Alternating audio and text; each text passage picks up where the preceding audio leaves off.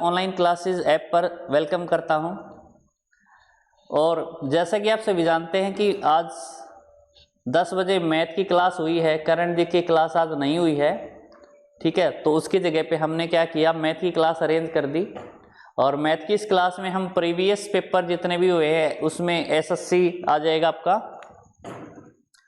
SSC आ जाएगा, या फिर रेलवे आ जाएगा, या फिर बैंक आ जाएगा।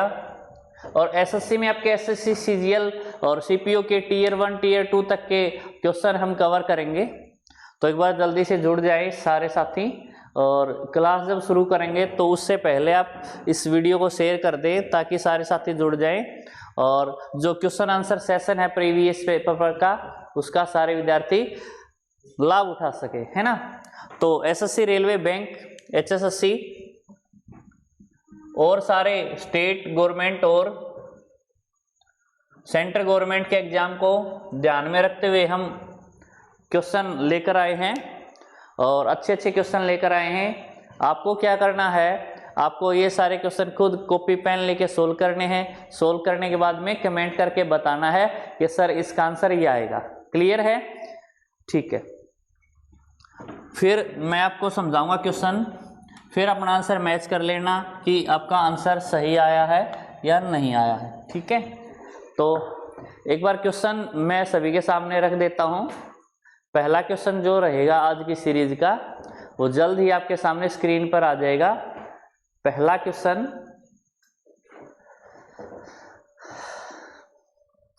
देखिए पहला क्वेश्चन है कि 1240 रुपए की एक धनराशि एबीसी में इस प्रकार बांटी जाती है कि ए का भाग और बी के भाग का अनुपात 6:5 है। बी का भाग और सी के भाग का अनुपात 10:9 है। सी का भाग ज्ञात कीजिए, है ना। तो 1240 रुपए की राशि बांटी जाती है एबीसी में। इंग्लिश मीडियम वाले भी समझ सकते हैं। A sum is distributed between A, B and C such that ratio of A to B is 6:5 and ratio of B to C is 10:9. If total sum is 1240 rupees, then find part of C. तो C का हिस्सा क्या होगा। तो question सभी के सामने आ चुका स्क्रीन पर, है ना। तो इसको सोल्व करें एक बार, बताएं इसका क्या आंसर आएगा। सिंपल है, वैसे मैं आपको बता देता हूँ आइडिया क्या करेंगे हम, कि सबसे पहले ए और बी का रेशियो दिया है, क्लियर, और बी और सी का रेशियो दिया। तो सबसे पहले आप तीनों का रेशियो बनाएं, है ना। तीनों का रेशियो किसका, ए बी सी का रेशियो बनाएं, और ए बी सी का रेशियो बना के वहां से आप सी का हिस्सा निकाल सकते हैं। तीनों का टोटल आ जाएगा, वहां से सी का हिस्सा आ जाएगा। तो एक बार बताएं इसमें तीन का हिस्सा कितना आएगा। क्लियर? ओके।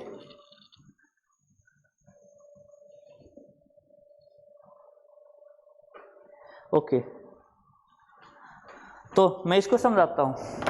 इसने कहा है ए और बी का भाग का रेशियो 6:5 है।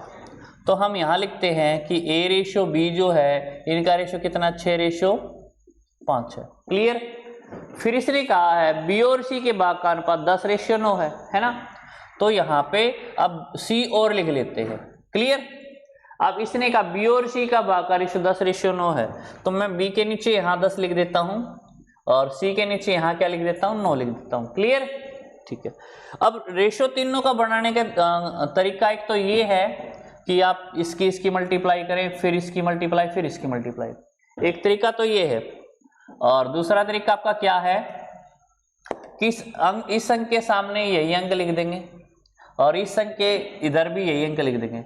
आप क्या करेंगे, लेफ्ट और राइट में जिस अंक के सामने जगह खाली है वही अंक वहां लिख देंगे। क्लियर है? ठीक है।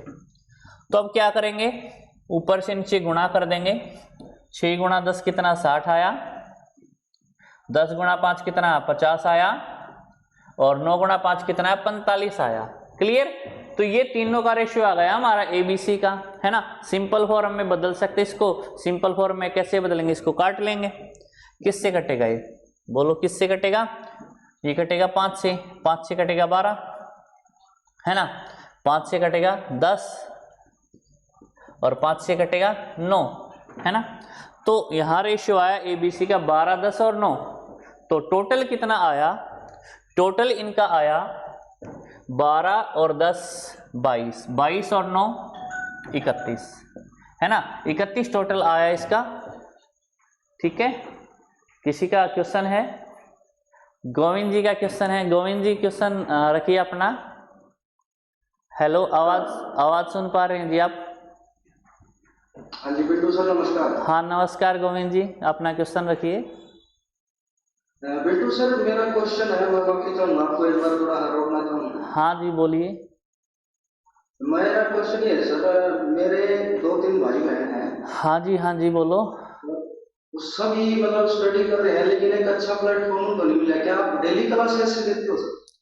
हाँ गोविंद जी, एक्चुअली हमारी जो क्लास है, एक तो हम पहली क्लास से लेके 12वीं क्लास तक, अगर आपके भाई बहन पहली क्लास से लेके 12वीं क्लास तक स्टडी कर रहे हैं, स्कूलिंग स्टडी अगर कर रहे हैं, तो उनके लिए आपको इसी प्लेटफॉर्म पर मिशन ऑनलाइन क्लासेज ऐप पर सारे कोर्सेज आपको मिल जाएंगे, और वो भी इतनी सस्ती फीस में आपको अवेलेबल हो जाएंगे कि गरीब से गरीब बच्चा भी यहाँ फीस देके आराम से पढ़ सकता है। और अगर मैं टीचर की बात करूं, हमारे टीचर की जो क्वालिटी है, आप अच्छे से अच्छे स्कूल के साथ कंपेयर कर लेना, हमारे कंटेंट को किसी के साथ कंपेयर कर लेना, बेस्ट फैकल्टी और बेस्ट कंटेंट के साथ हम आपको पढ़ाएंगे। ठीक है? अच्छा सर, ये पढ़ने के लिए हमें क्या करना होगा सर? हाँ, आपको क्या करना पड़ेगा, सबसे पहले आपको मिशन ऑनलाइन क्लासेस ऐप, सबसे पहले प्ले स्टोर पर जाएं। प्ले स्टोर पर जाने के बाद आप टाइप करेंगे मिशन ऑनलाइन क्लासेस। जैसे ही ये वर्ड टाइप करेंगे, आपको वहां सर्च करने पे सबसे ऊपर ही एम लोगो वाला एक इस प्रकार का लोगो आपको दिख जाएगा, जो कि अपने ऐप का लोगो है। वहां पे जाके आपको डाउनलोड करना है। क्लियर है? जी बिल्कुल। डाउनलोड करने के बाद आप क्या करेंगे, वहां पे आपको फोन नंबर से रजिस्ट्रेशन करना, नाम और ईमेल आईडी से रजिस्ट्रेशन जैसे ही करते हो आपके सामने ऐप मिल जाएगा। और ऐप अगर आप अभी डाउनलोड करके देखोगे तो यहाँ पे आपकी और जो मेरी बातचीत हो रही है, यही लाइव क्लास उसके अंदर आपको मिल जाएगी।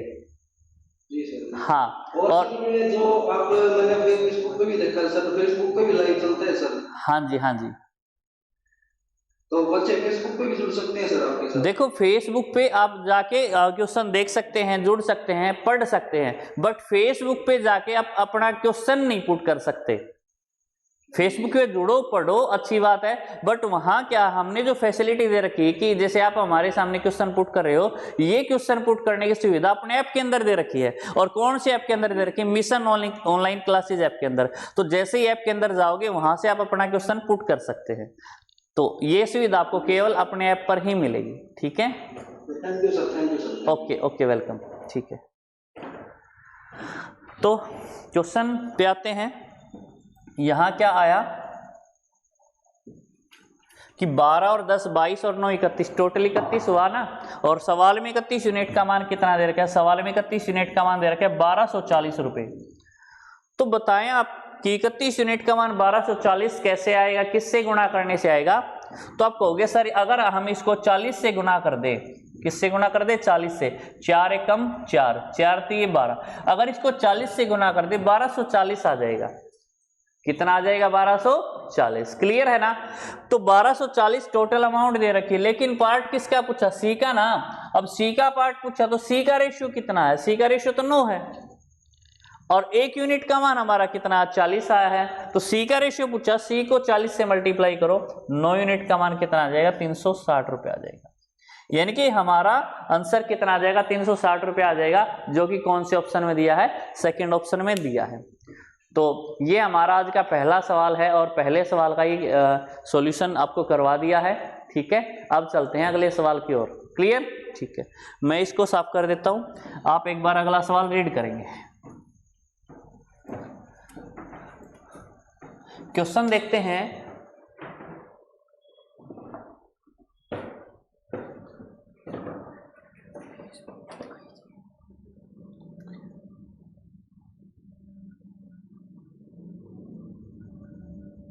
क्वेश्चन देखते हैं।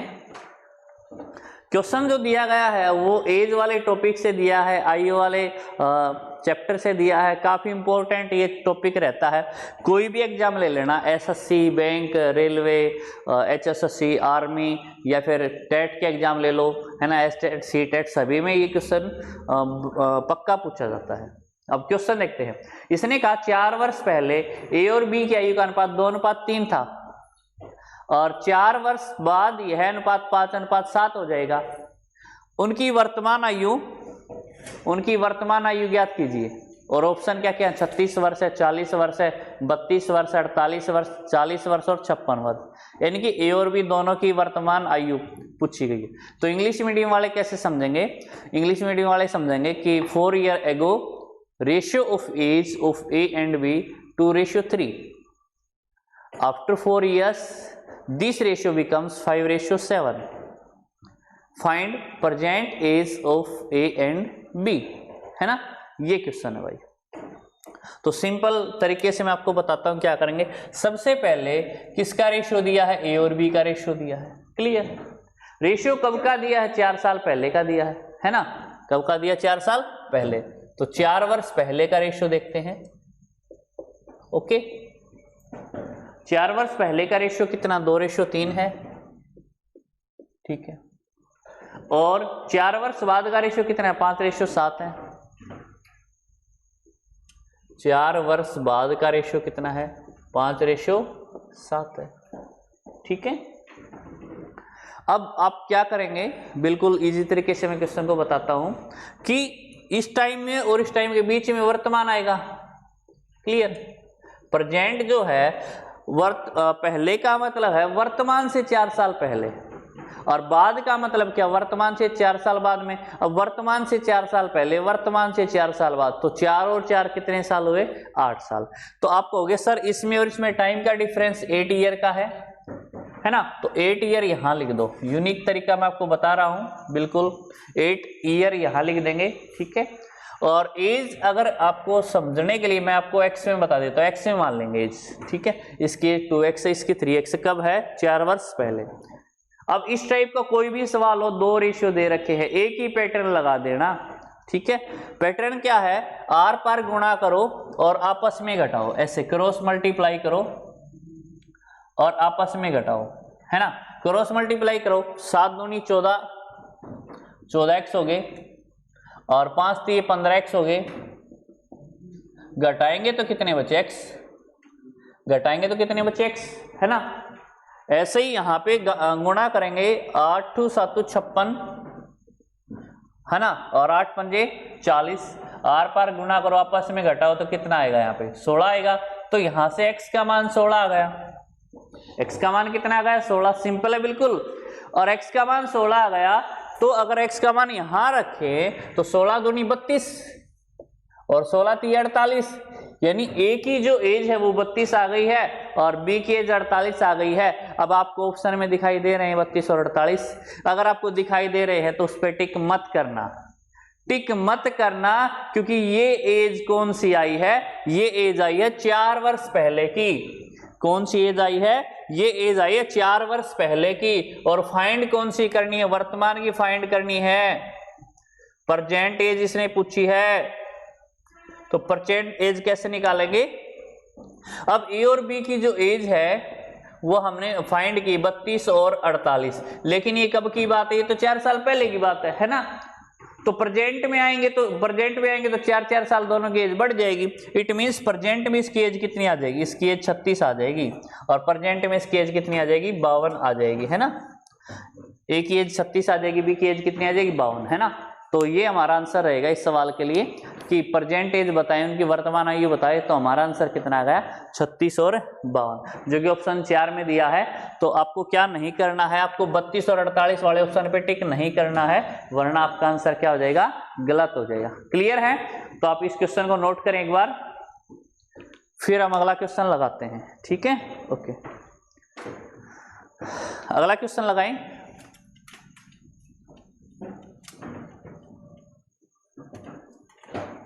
अगला क्वेश्चन सामने स्क्रीन पर आ चुका है। क्वेश्चन पढ़ देता हूं मैं।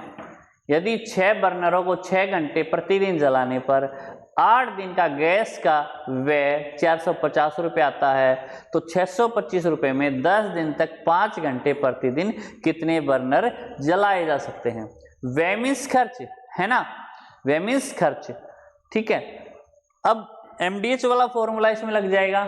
MDH वाला फॉर्मूला पढ़ा कभी नहीं पढ़ा है तो आज पढ़ लेना, बहुत ही इंपॉर्टेंट है, बहुत सारे सवालों में लगता है जो कि SSC बैंकिंग और रेलवे में पूछे जाते हैं।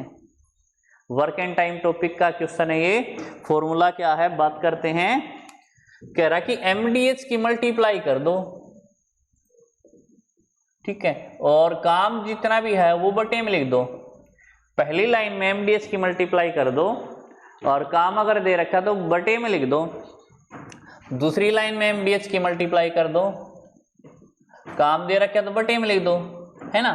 MDH का मतलब यहाँ मैन है, ठीक है, अगर आदमी सवाल में दे रखे हैं, और D का मतलब डे, M का मतलब क्या आदमी है, और D का मतलब डे यानी दिन है, और H का मतलब आवर यानी घंटे हैं। ठीक है, तो ये अगर दे रखे इनकी मल्टीप्लाई कर दो। तो सवाल दिया गया है क्या इसमें आदमियों की संख्या दे रखी है, नहीं दे रखी, लेकिन आदमी की जगह पे इसने कहा है कि 6 बर्नर हैं। ठीक है, 6 बर्नर हैं, 6 घंटे जलाया जाता है 8 दिन तक। ठीक है, तो MDH की मल्टीप्लाई करेंगे यानी कि 6 बर्नर, तो बर्नर की मल्टीप्लाई करेंगे, 6 बर्नर है, और कितने दिन तक, 8 दिन तक जलाया जाता है। और कितने आवर डेली, 6 आवर डेली जलाया जाता है। ठीक है, कितने रुपए खर्च होते हैं ये बटे में लिख देंगे। खर्चा 450 है तो 450 का बटे में लिख देंगे। ठीक है, ओके। अगली लाइन में कहा है कि बर्नर निकालने हैं, कितने हैं, तो बर्नर हमने मान लेने हैं कि बर्नर क्या पता नहीं है। ठीक है, और 10 दिन तक जलाने हैं, दिन 10 है, डेली कितने आवर जलाने हैं, 5 आवर। ठीक है, खर्चा कितना करना, 625 का करना है। ठीक है, तो MDH को लगा दिया हमने यहाँ पे। MDH को कैसे लगाया हमने कि यहाँ पे आपका 6 बर्नर है, 8 दिन जलते हैं, 6 घंटे जलते हैं, खर्चा 450 का, इसको बटे में लिख देंगे। क्लियर। ऐसे ही यहाँ पे बर्नर पता नहीं कितने हैं, लेकिन 10 दिन जलते हैं, 5 घंटे जलते हैं, 625 का खर्चा होता है। ठीक है, अगर आप यहाँ से काटेंगे तो बर्नर की वैल्यू आ जाएगी। काटना बिल्कुल आसान है, आप काट सकते हैं इसको। ठीक है, अब क्या करेंगे, बर्नर को इस साइड रखेंगे, इनको उठा के इस साइड ले आएंगे। तो क्या रूल होता है, बराबर से इधर लेके आने का रूल होता ना एक, क्या रूल होता है कि जो संख्या भाग में है वो इधर गुणा में आएगी, तो 625 भाग में इधर आएगा गुणा में। ठीक है, और ये 10 है, गुणा में इस साइड भाग में आ जाएगा, नीचे आएगा गुणा में, ये इस साइड नीचे आ जाएगा। ठीक है, अब यहां हम काट लेंगे। 8 आ गया, ये 10 आ गया नीचे, और ये 5 आ गया नीचे। ठीक है, अब कटेगा, 5 से कटेगा, 5 एकम 5, 1 5 दूनी 10, 5 पंजे 25। ठीक है, 5 दूनी 10, 5 से कटेगा 25 पे। ठीक है, 2 से कटेगा 4 पे। ठीक है, और 5 से कटेगा 5 पे, और 5 से कटेगा 5 नी में 45। ठीक है, 5 से कटेगा 18 पे, और 6 से कटेगा 3 पे, 3 से कटेगा 3 दूनी 6, तो हमारा 8 आ गया। क्या आ गया, 8, है ना। तो इसने पूछा कि बर्नर की संख्या क्या होगी, कितने बर्नर जलाए जा सकते हैं, है ना, खर्च दिया गया उसका। तो हमारा इसके लिए आंसर क्या आ जाएगा, 8 बर्नर जलाए जा सकते हैं, है ना। आप देख सकते हो कौन से ऑप्शन में है, वो ऑप्शन नंबर 4 में दिए गए हैं। ठीक है, तो ये हमारा सवाल रहा और ये इसका सॉल्यूशन रहा। नोट करेंगे जल्दी से इसको, फिर अगले क्वेश्चन पे चलते हैं। अगला क्वेश्चन देखेंगे सभी।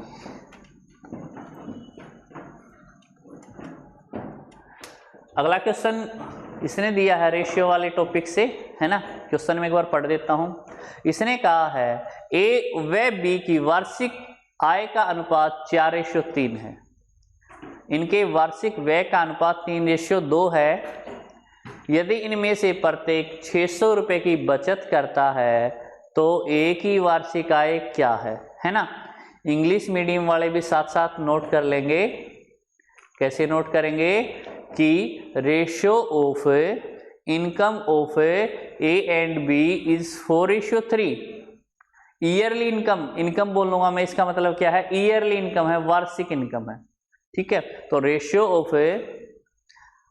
Of income of A and B 4:3 and ratio of their expenditure is given 3:2 and their saving in the year is 600 rupees each, then find income of A. और इनकम यहाँ कौन सी लेनी, ईयरली लेनी है, जैसा कि सवाल में दिया गया है, ठीक है। तो बताइए इसका आंसर क्या आएगा कमेंट करके, अभी तक किसी का कमेंट नहीं आया है, आंसर बताएं इसका।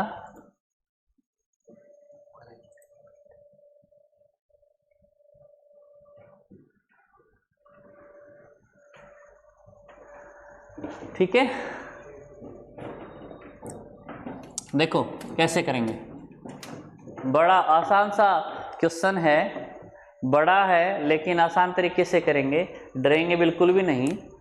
देखो ए और बी यहाँ पे इसने दिए हैं, ठीक है, ए और बी दिए हैं और इनकी इनकम का रेशियो 4:3 है, इनकम यानी आय, इनकम यानी आय कितना रेशियो 4:3। इट मीन्स ये 4 रुपये अगर इसकी आय है, इसकी आय कितने रुपए, 3 रुपये, ठीक है। और एक्सपेंडिचर का रेशियो 3:2 है, एक्सपेंडिचर क्या होता है, खर्च होता है, व्यय, इसका रेशियो कितना, 3:2। क्लियर है, ठीक है। और प्रत्येक व्यक्ति की आय कितने, 600 रुपये है। तो वैसे तो आप है ना, अगर सीधाई करना चाहे तो ऐसे कर सकते हैं, अगर उसने प्रत्येक व्यक्ति की आय इक्वल दे रखी है, प्रत्येक व्यक्ति की बचत इक्वल दे रखी है, अगर उसने, जैसे प्रत्येक व्यक्ति की बचत यह कितनी दे रखी, 600 है, क्लियर, कि प्रत्येक व्यक्ति 600 रुपये बचाता है। रेशियो में देखेंगे कि अगर रेशियो में हम यहाँ माने, क्या रेशियो में प्रत्येक व्यक्ति की बचत इक्वल आ रही है, अगर इसकी आय 4 है और खर्च 3 है तो बचत कितनी हुई, 4 में से 3 माइनस किया, इसकी बचत तो 1 यूनिट हुई, क्लियर। और इसकी आय 3 है, खर्च 2 है, बचत कितनी यूनिट हुई, 1 यूनिट। अगर यहाँ इक्वल आ जाए, अगर यहाँ दोनों की बचत इक्वल आ जाए, ये भी एक आय, ये भी एक, और सवाल में प्रत्येक की बचत कितनी, 600 है, उसी केस में हम यहाँ कंपेयर कर लेंगे डायरेक्ट, हम लिखेंगे 1 यूनिट का मान 600 आया है, हम क्या लिखेंगे, 1 यूनिट का मान कितना आया है, 600 आया है। फाइंड क्या करना है, निकालना क्या है, एक ही वार्षिक आय, ठीक है। और एक ही आय हमने कितनी यूनिट मानी, 4 यूनिट मानी है, तो ऐसे कर सकते हैं, 4 यूनिट का मान आएगा 4 गुणा 600, 2400 रुपये, 2400 रुपये आ जाएगा हमारा उत्तर, कितना आ जाएगा, 2400 रुपये, है ना। लेकिन ध्यान रहे ये कंपेयर डायरेक्ट तभी कर पाएंगे जब इन दोनों का डिफरेंस और इन दोनों का डिफरेंस सेम हो। क्यों सेम हो, क्योंकि यहाँ भी प्रत्येक की बचत सेम दी है और प्रत्येक की बचत सेम दी और यहाँ भी सेम है, तो उस केस में हम यहाँ कंपेयर कर पाएंगे। क्लियर है ना, ठीक है। क्वेश्चन को नोट करेंगे इसको, है ना। और ऑप्शन कौन सा है अपना, ऑप्शन नंबर 4 है, 2400, ठीक है, ओके। अगला क्वेश्चन लगाया भाई, किसी स्टूडेंट का मैसेज है क्या?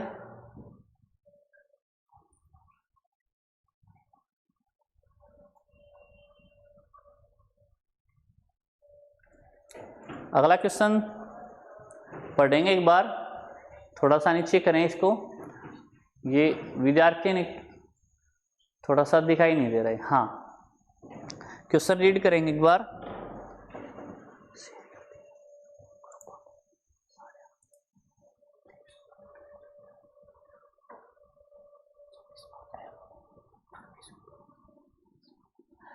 हाँ, तो क्वेश्चन क्या देखें कि एक विद्यार्थी से किसी संख्या का 5/16 ज्ञात करने के लिए कहा गया और गलती से ने उसने संख्या का 5/6 ज्ञात कर लिया, उसका उत्तर सही उत्तर से 250 अधिक आया, तो दी गई संख्या ज्ञात कीजिए, है ना। तो मेरे हिसाब से क्वेश्चन आपने कर लिया होगा, है ना, और कमेंट में इसका आंसर भी दे दिया होगा, है ना। देखते हैं किसका आंसर सही आया कमेंट में, ओके। एक विद्यार्थी को 5/16 ज्ञात करने के लिए कहा गया। अब देखो संख्या हम माननी पड़ेगी, संख्या मानते हैं ना हम, जैसे हम कहते हैं कि माना संख्या x है ना, ऐसे ही संख्या को x नहीं मानेंगे, कुछ और मानेंगे। कुछ और क्या मानेंगे, क्या मान सकते हैं जिससे हमारा सवाल आसान हो जाए, मैं आपको बता देता हूँ। शुरू में क्या कहा, संख्या का क्या ज्ञात करने के लिए बोला, 5/16, है ना, लेकिन गलती से ज्ञात क्या कर दिया 5/6। तो संख्या ऐसी मानो जिससे आपकी कैलकुलेशन आसान हो जाए। कैलकुलेशन क्या हो जाए? आसान। और कैलकुलेशन आसान कब होगी? देखो मैं आपको बताता हूं। इसके बटे में 16 है, इसके बटे में 6 है। इनकी संख्या ऐसी मानो जो 16 से भी कट जाए और 6 से भी कट जाए और आसानी से कट जाए, बिना दशमलव के कट जाए। तो 16 और 6 का एलसीएम ले लो, 16 और 6 का एलसीएम ले लो। तो 16 दूनी 32, 16 ती 48, तो 48 आ जाएगा एलसीएम। किसका एलसीएम आ जाएगा? 16 और 6 का। 16 और 6 का एलसीएम कितना आ जाएगा? 48 आ जाएगा। क्लियर है ना? ठीक है, तो एलसीएम 48 आ गया, तो हम संख्या को 48 मान लेते हैं। हम संख्या को क्या मान लेते? 48 मान लेते। क्लियर है? ठीक है।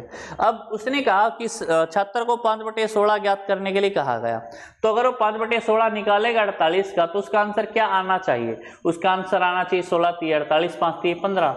उसका आंसर आना चाहिए 15। उसका आंसर क्या आना चाहिए? 15। लेकिन उसने क्या ज्ञात कर दिया? 5/6, है ना। यानी 48 का अगर उसने 5/6 ज्ञात कर दिया तो उसका आंसर कितना आया? उसका आंसर आया 40, है ना। देखेंगे दोस्तों, आंसर आना चाहिए था उसका, सही उत्तर आना चाहिए 15, लेकिन आ गया कितना? 40। तो कितना अधिक आ गया बताओ? तो अब लिखो सर अधिक आ गया, ये अधिक आ गया। 40 में से 15 गए, 25 अधिक आ गया। आंसर कितना अधिक आ गया? 25।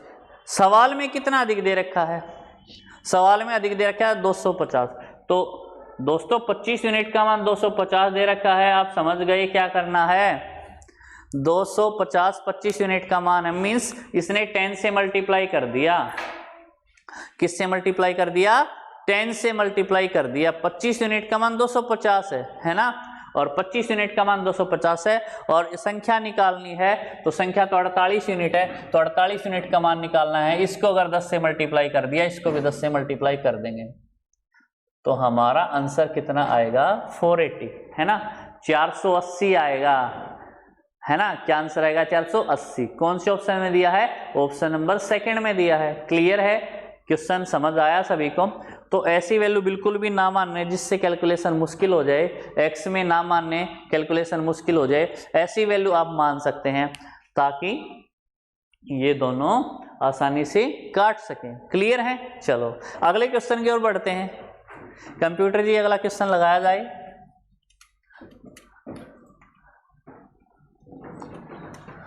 अगला क्वेश्चन कौन से टॉपिक से आता है? बिल्कुल अगला क्वेश्चन आ चुका है, पढ़ के बताओ एक बार क्वेश्चन को, कौन से टॉपिक का क्वेश्चन हो सकता है ये। ठीक है, मैं पढ़ता हूं एक बार। इसने कहा 4 घंटियां 5, 6, 8 और 9 सेकंड के अंतराल पर बजती हैं और वे एक साथ बजना आरंभ करने के बाद अगली बार नियमन समय के साथ बाद एक साथ बजेंगे। यानी 4 घंटियां हैं, उनको एक बार बजाया गया है और उनके बजने का जो समय है वो 5, 6, 8 और 9 सेकंड के अंतराल पर बजती है। इट मीन्स पहली घंटी को पहले बजाया जाएगा, 5 सेकंड के बाद फिर बजाया जाएगा, 5 सेकंड के बाद फिर बजाया जाएगा। ऐसे दूसरी घंटी का बजने का 6 सेकंड का समय, पहले 6 सेकंड में बजेगी, फिर अगले 6 सेकंड में, फिर अगले 6 सेकंड में। ऐसे ही तीसरी है 8 सेकंड में, 8 सेकंड में, 8 सेकंड में। तो उसने कहा एक बार एक साथ बजाएंगे, अगली बार कितने बजे वो एक साथ बजेंगे, है ना। तो इट मीन्स सिंपल सी चीज है कि एलसीएम लेना आपको पड़ेगा, है ना। एलसीएम का सवाल है ये, एलसीएम का सवाल, तो सबसे पहले एलसीएम आपको लेना पड़ेगा। एलसीएम किस किस का लेना पड़ेगा? 5, 6, 8, 9, 5, 6, 8 और 9। क्या आपको एलसीएम लेना आता है? जैसे हमने सीखा है 5वीं क्लास से, वैसे ही एलसीएम ले सकते हैं 5, 6, 8 और 9 का। ठीक है, एलसीएम लेंगे। सबसे पहले क्या करते हैं? छोटी संख्या से डिवाइड करते हैं ना, अभाज्य संख्या से, तो हम 2 से डिवाइड करेंगे। 2 से डिवाइड करेंगे, जो भाग नहीं जाएगा सेम लिखेंगे, 2 × 6, 2 × 8, जो भाग जाए उसको भाग देंगे, जो ना भाग जाए उसको सेम लिखेंगे। फिर 3 से भाग दे सकते हैं ना, 3 से भाग देंगे, क्योंकि 2 संख्या यहाँ पे भाग देंगे, 3 एकम 3, 4 3 3 9। अब कम से कम 2 संख्या ऐसी होनी चाहिए जो किसी नंबर से भाग देने पे भाग जानी चाहिए। आप देख सकते हैं 5, 4 और 3, तीनों ऐसे नंबर हैं जो किसी एक संख्या से 2 संख्या भाग नहीं जाती। तो क्या करेंगे? इन तीनों की मल्टीप्लाई करेंगे, 2 × 3, है ना, मल्टीप्लाई करेंगे। कैसे मल्टीप्लाई करेंगे? 2 × 3, 2 × 3 6, 6 पंजे 30 और 30 का 120, 120 तिया 360, यानी एलसीएम हमारा आएगा 360। क्योंकि ये सेकंड में है तो एलसीएम भी सेकंड में आएगा, यानी 360 सेकंड हमारा एलसीएम आ जाएगा, है ना। तो 360 सेकंड का मीन्स क्या हुआ, 360 सेकंड का मतलब हुआ कि अगर उनको एक साथ बजाएंगे उन सभी घंटियों को तो 360 सेकंड के बाद वो एक साथ फिर बजेंगे। लेकिन इसने जो ऑप्शन दे रखी मिनट के हिसाब से दे रखे हैं। अब दोस्तों हम जानते हैं ना कि 1 मिनट में कितने सेकंड होते हैं, हम जानते हैं 1 मिनट में कितने सेकंड होते हैं, 60 सेकंड होते हैं, ठीक है। तो 60 सेकंड में 1 मिनट होता तो 360 सेकंड में कितने मिनट होंगे, 360 को 60 से डिवाइड कर देंगे, डिवाइड करेंगे तो 6 पे पूरा पूरा कट जाएगा। तो आप कह सकते हो 6 मिनट के बाद एक साथ बजेंगे। तो मिनट में हमारा आंसर कितना आएगा, 6 आएगा, है ना। और कौन से ऑप्शन में दिया गया है, पहले ऑप्शन में दिया गया है। क्लियर है सभी को, समझ आ रहा है सभी को? अरे यस और नो। अगले क्वेश्चन को लगाया जाए, नोट करेंगे इसको।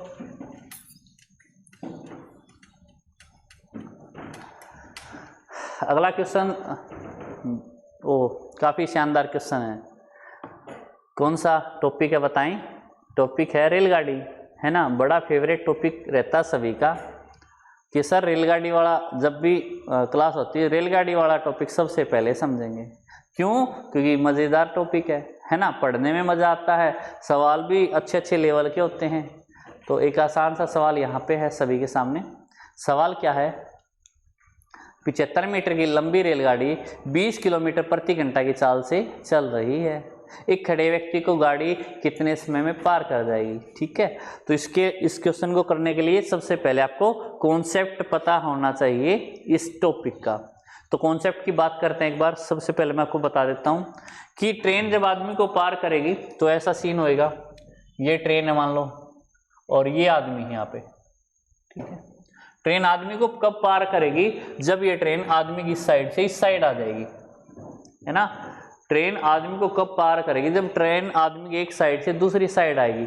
कैसे आएगी कि वो आदमी है ना उसके पैरेलल में है, पटरी के ऊपर नहीं है, पटरी के ऊपर नहीं है, वो पैरेलल में है। तो पटरी पे एक साइड से दूसरी साइड वो आ जाएगी, ठीक है। तो अब यहाँ पे आपको स्पीड मिलेगी, किस में मिलेगी? चाल किलोमीटर पर आवर मिलेगी स्पीड, किलोमीटर पर आवर में ना स्पीड कितनी है? 20 किलोमीटर पर आवर, ठीक है। और गाड़ी की लंबाई 75 मीटर है, ठीक है। यानी कि गाड़ी की लंबाई यानी डिस्टेंस 75 मीटर है। गाड़ी को दूरी कितनी पार करनी है? 75 मीटर। दूरी आप लिख सकते हैं, दूरी यानी डिस्टेंस वो 75 मीटर। अब ध्यान रहे ऐसे सवाल करने को गलती ना हो, आपको किस बात का ध्यान रखना है कि अगर स्पीड किलोमीटर पर आवर में है तो डिस्टेंस किलोमीटर में लेंगे, या फिर अगर डिस्टेंस मीटर में है तो स्पीड को मीटर पर सेकंड में लेंगे। तो मीटर पर सेकंड में स्पीड लेंगे, ठीक है। और निकालना क्या? टाइम निकालना, समय निकालने का क्या तरीका? ये देखो दूरी कितनी पार करनी है और किस साल से पार करनी है। दूरी कितनी पार करनी, किस साल से पार करनी है, डिवाइड कर देंगे तो आपका टाइम आ जाएगा। लेकिन यूनिट सेम रखनी है, ठीक है। अब दूरी कितनी है? 75 मीटर है, ये किस में? मीटर में। और यहाँ स्पीड किस में है? स्पीड आपकी किलोमीटर पर आवर में है ना। स्पीड किस में है? किलोमीटर पर आवर में। तो किलोमीटर पर आवर से मीटर पर सेकंड बढ़ाने का क्या तरीका रहता है, आप नोट कर लो इस पॉइंट को। अगर चाल किलोमीटर पर आवर में हो तो हम उसको 5/18 से गुणा कर देंगे तो मीटर पर सेकंड में बदल जाएगी, ठीक है। ठीक है, जब हम टॉपिक करेंगे कंप्लीट जब हम टॉपिक करेंगे कोर्स के अंदर तो उसको हम डिटेल से समझेंगे। 5/18 कहाँ से आया, क्या है। एक बार हम सवाल करें पेपर में तो आपको ये पता होना चाहिए, अगर किलोमीटर पर आवर में चाल है तो 5/18 से गुणा कर दो, किस में बदल जाएगी? मीटर पर सेकंड में। तो आप यहाँ 20 को किससे गुणा करेंगे? 5/18 से। 20 को किससे गुणा करेंगे? 5/18 से, ये, ठीक है। अब ये 18 भाग में है, उस साइड ऊपर चला जाएगा तो ये आपका आ जाएगा 75 अपॉन में 20 × 5, 18 ऊपर आया, ठीक है। अब देखो कटता है क्या, तो मैं देखता हूँ कटता है क्या। 5 से कटेगा 15, ठीक है। 5 × 15, 5 × 20, ठीक है। 2 दूनी 4, 2 में 18, यह आएगा 27/2। और 27/2 कितना था, 13.5 सेकेंड। 13.5 सेकेंड आया। क्यों सेकेंड आया? क्योंकि हमने चाल को मीटर पर सेकेंड में बदल लिया। हमने चाल को किस में बदल लिया? मीटर पर सेकेंड में। और मीटर पर सेकेंड में बदल लिया तो हमारा आंसर क्या आया है? 13.5 सेकेंड आया है। कौन से ऑप्शन में है? तीसरे ऑप्शन में है। ठीक है, क्वेश्चन को नोट करें एक बार, है ना, क्वेश्चन नोट करें। अगले क्वेश्चन पे चलते हैं। क्या बात, आज कोई कमेंट करके पूछ नहीं रहा सर ये क्वेश्चन समझ में नहीं आया, है ना? कमेंट करके बताओ भाई क्वेश्चन समझ में आ रहे कि नहीं आ रहे, क्लास समझ में आ रही है नहीं आ रही है। या फिर अगर क्वेश्चन आपको आते हैं तो आप कमेंट करके आंसर दो कि सर ये इस क्वेश्चन का आंसर होएगा, है ना? ठीक है, चलते हैं अगले सवाल पर। अगला सवाल देखते हैं क्या है। अगला सवाल फिर से चाल, समय, दूरी टॉपिक से है। Speed, time, distance. टॉपिक का नाम क्या है? चाल, समय, दूरी, यानी कि स्पीड, टाइम, डिस्टेंस, ये आपका टॉपिक है ना? क्वेश्चन में क्या कहा है मैं पढ़ देता हूं, आप भी पढ़ सकते हैं, ठीक है? और आप पढ़ने से पहले उसका आंसर भी दे सकते हैं, है ना? ट्रिक बताई रखी आपको कैसे क्वेश्चन को करना है, तो ट्रिक का प्रयोग करो और अपने क्वेश्चन का आंसर देंगे, ठीक है? एक व्यक्ति अपनी सामान्य चाल की 3/5 चाल से चलने पर अपने निर्धारित समय पर 2.5 घंटे देरी से पहुंचता है। अपने निर्धारित स्थान तक पहुंचने में उस व्यक्ति द्वारा लिया जाने वाला समय कितना है? ठीक है, 3/5 चाल से चलता है तो मैं लिख देता हूं यहाँ पे जो स्पीड का रेशियो जो चाल है वो कितनी दे रखी, और समय चाल दे रखी 3/5, ठीक है? चाल दे रखी 3/5। आप एक बात का ध्यान रखिए कि स्पीड और चाल जो है रेसिप्रोकल होते हैं एक दूसरे के। क्या होते हैं? रेसिप्रोकल होते हैं। समझना है क्यों होते हैं और कैसे होते हैं, तो अपने जो टॉपिक करेंगे चाल, समय, दूरी का, उसमें हम डिटेल से समझेंगे, तो वहाँ समझ लेना। अभी पेपर है, हमारा पेपर चल रहा है, तो हम डायरेक्ट कैसे करेंगे क्वेश्चन को ये समझेंगे। चाल दे रखी 3/5, समय इसका रेसिप्रोकल होगा, तो 3/5 का रेसिप्रोकल होता है, उल्टा बोल सकते हैं आप इसको, 5/3। 3/5 का रेसिप्रोकल कितना था? 5/3, ठीक है? अब नीचे वाला समय जो ओरिजिनल समय है, वास्तविक समय ये है, मैं लिख देता हूं ओरिजिनल टाइम है ये, और ये है न्यू टाइम। ओरिजिनल टाइम है 3 यूनिट, नया समय है 5 यूनिट। तो इसके हिसाब से अगर मैं 3 यूनिट के बजाय 5 मिनट में आया वो तो कितना लेट हुआ? वो लेट हुआ 2 यूनिट। कितना लेट हुआ? 2 यूनिट, है ना? 2 घंटे इस सवाल में कार्ड 2 यूनिट का मान सवाल में कितना दिया है? 2 सही 1/2, है ना? तो मैं एक बार लिख देता हूं कि 2 सही 1/2 कितना होता है? ये होता है आपका 5/2, यानी कि वो लेट हुआ 5/2। 2 यूनिट का मान कितना दिया? 5/2। तो ऐसे लिखो कि 2 यूनिट का मान दिया 5/2, तो 1 यूनिट का मान आ जाएगा 5/2। ये 2 भी उस साइड भाग में जाएगा, तो 1 यूनिट का मान 5/4 आ जाएगा। 1 यूनिट का मान कितना आ जाएगा? 5/4। समय कौन सा पूछा है? अपने निर्धारित समय तक पहुंचने में उस व्यक्ति द्वारा लिया जाने वाला सामान्य समय। सामान्य समय क्या होता है? ओरिजिनल टाइम, वास्तविक समय, यानी उसने 3 यूनिट का मान पूछा है, तो ओरिजिनल टाइम कैसे निकालेंगे? सामान्य समय कैसे निकालेंगे? सामान्य समय 3 यूनिट है। कितने यूनिट है? 3 यूनिट है, और 1 यूनिट का मान आया 5/4। 1 यूनिट का मान कितना है? 5/4। तो 3 यूनिट का मान आएगा 3 गुणा 5/4, तो यह आ जाएगा आपका 15/4, ठीक है? कितना आ जाएगा? 15/4। अब 15/4 जो है वो कौन से ऑप्शन में दिखाई दे रहा है? 15/4 को आप क्या लिख सकते हैं? इसको लिख सकते हैं 15 को 4 से भाग देंगे, 4 3 12, और 4 3 12 और 3 से ही 3/4 आवर, यानी कि व्यक्ति द्वारा अपने निर्धारित स्थान पर पहुंचने में लिया जाने वाला सामान्य समय क्या है? 3 से ही 3/4। एक बार ऑप्शन दिखाएं, कौन से ऑप्शन से मैच हुआ है ना? तीसरे ऑप्शन से मैच हुआ है। कौन से ऑप्शन से मैच हुआ? तीसरे ऑप्शन से। क्लियर है ना? ओके, क्वेश्चन को नोट करें इसको, ठीक है? अगले क्वेश्चन पे चलते हैं। अगला क्वेश्चन स्क्रीन पर।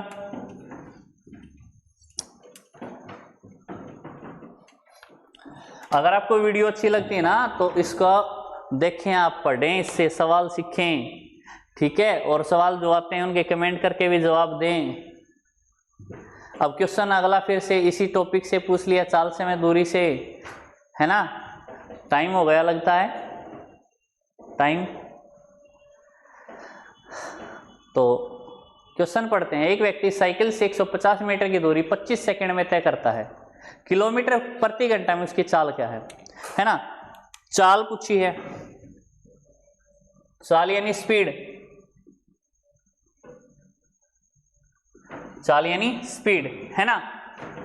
स्पीड क्या होती है, कितनी दूरी पार की, कितने समय में पार की, दूरी अपॉन में टाइम, कितनी दूरी पार की, कितने समय में पार की, वो स्पीड होती है।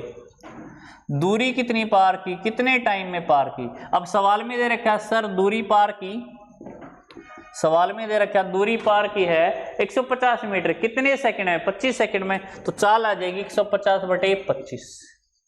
लेकिन ध्यान रहे दूरी मीटर में है और समय सेकंड में है।